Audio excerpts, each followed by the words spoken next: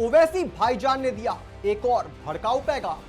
मतलब हरियाणा में कांग्रेस पार्टी हार क्या गई, एक ओवैसी को जबरदस्त मिर्ची लगी है। मगर सवाल तो यह है कि इंडी गठबंधन तो ओवैसी की बीजेपी की, एक बार फिर से कर रहे हैं,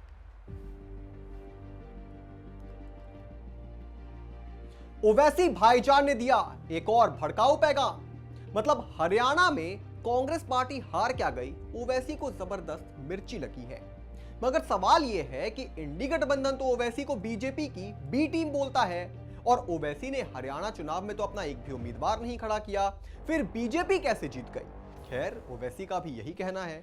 मगर इसके साथ जो भड़काऊ भाषण दिए हैं उन्होंने, वो कहीं ना कहीं इस देश के लिए एक बेहद चिंता का विषय बन सकते हैं। आज देंगे आपको ओवैसी के भड़काऊ बयानों का डिटेल एनालिसिस, पर उससे पहले अगर आपने हमारे चैनल को सब्सक्राइब नहीं किया है तो अभी सब्सक्राइब कर लीजिए और बेल आइकन दबाना ना भूलें। नमस्कार, मैं हूं आपके साथ स्नेह श्रेयस, आप सभी का स्वागत है आय ऑन भारत में। तेलंगाना के विकाराबाद में ओवैसी ने एक भयंकर विवादित बयान दे दिया। सबसे पहले आप ओवैसी का यह विवादित बयान सुनिए। मुसलमानों को बता रहा हूं, ख्वाब गफलत से बेदार हो जाओ।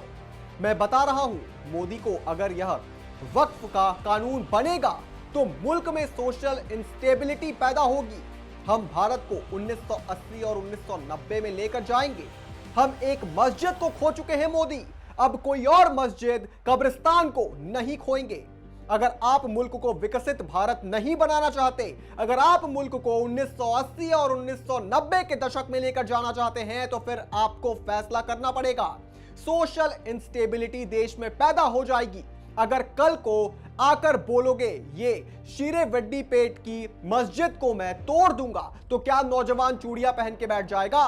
बूढ़ा भी बोलेगा मरना है तो मस्जिद की हिफाजत करके मरूंगा। नौजवान भी बोलेगा जवानी मस्जिद पर कुर्बान, मैं भी कुर्बान। लिमिटेशन एक्ट अप्लाई होगी, इवेक्टिव प्रॉपर्टी खत्म हो जाएगी, तो फिर बचेगा क्या?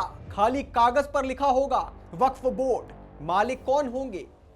मोदी होंगे। हम वक्फ क्यों करते हैं? अल्लाह के लिए करते हैं। एक बार अगर कोई वक्फ कर दिया, उसका मालिक अल्लाह होता है। अब मोदी बोल रहे हैं मालिक अल्लाह नहीं रह सकता है, मालिक मैं बन जाऊंगा। अब यह सवाल उठता है कि आखिर इतनी ज्यादा भड़काऊ बयानबाजी ओवैसी कर क्यों रहे हैं। महाराष्ट्र में इसी साल विधानसभा चुनाव होने वाले हैं। वहां उनकी पार्टी पहले भी चुनाव लड़ चुकी है। ऐसे में सवाल यह भी है कि क्या ओवैसी इस बयान के जरिए कोई चुनावी संदेश देना चाहते हैं। एक सवाल और है कि क्या ओवैसी तुष्टीकरण की राजनीति कर रहे हैं जो इस तरह के भड़काऊ बयानबाजी कर रहे हैं, क्योंकि ओवैसी ने यहां तक कह दिया कि वक्फ बिल आएगा, मुसलमानों की संपत्ति टूटेगी, तो क्या मुस्लिम युवा चुपचाप बैठे रहेंगे? अब सवाल यह है कि वक्फ का हवाला देकर ओवैसी भड़काऊ बयानबाजी क्यों कर रहे हैं, इसका जवाब भी हम देते हैं। AIMIM चीफ असदुद्दीन ओवैसी के पास वक्फ की 3000 करोड़ से ज्यादा की प्रॉपर्टी है। उनके अलावा भी बहुत लीडर ऐसे हैं और मजहबी संस्थान हैं जिन्होंने वक्फ की संपत्ति लीज पर ले रखी है। मामूली किराए के साथ ये प्रॉपर्टी सालों से उनके पास है। वक्फ एक्ट में संशोधन हुआ तो काफी कुछ सामने आएगा, तो ओवैसी कभी नहीं चाहेंगे कि वक्फ बिल में संशोधन हो। और बड़ा सवाल यह है कि अगर देश में कहीं भी अवैध मस्जिद पर बुलडोजर चलता है तो ओवैसी हल्ला करने लगते हैं। मगर तेलंगाना में मस्जिद गिरी तो ओवैसी कुछ नहीं बोले। तेलंगाना प्रशासन द्वारा मस्जिद को तोड़े जाने के बाद मुसलमानों ने इस पर ऐतराज जताया था। इस दौरान पुलिस ने उन पर लाठियां भी बरसाई थी, मगर ओवैसी खामोश रहे। अगर उत्तर प्रदेश में किसी मस्जिद को खरोच भी आती है तो आप जोर शोर से हंगामा करने के लिए खड़े हो जाते हैं। आखिर इतने बड़े मुद्दे पर ओवैसी चुप कैसे हो गए? इसका जवाब भी हम आपको देते हैं।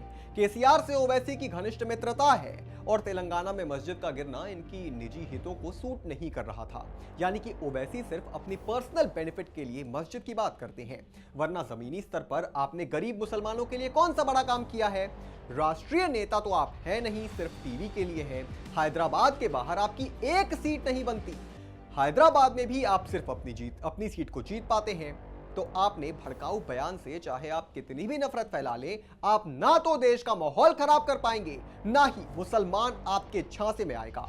और देखिए, हरियाणा में जब से चुनावी नतीजे आए हैं तब से कहीं मंथन हो रहा है तो कहीं आरोप प्रत्यारोप का दौर जारी है।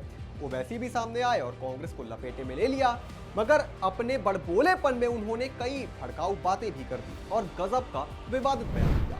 चुनावों से पहले खुद की खिंचाई का सूद समेत हिसाब चुकाते हुए ओवैसी ने कहा कि हमें बीजेपी की बी टीम बताने वालों से पूछना चाहता हूं कि मोदी और बीजेपी हरियाणा को चुनाव कैसे जीत गए।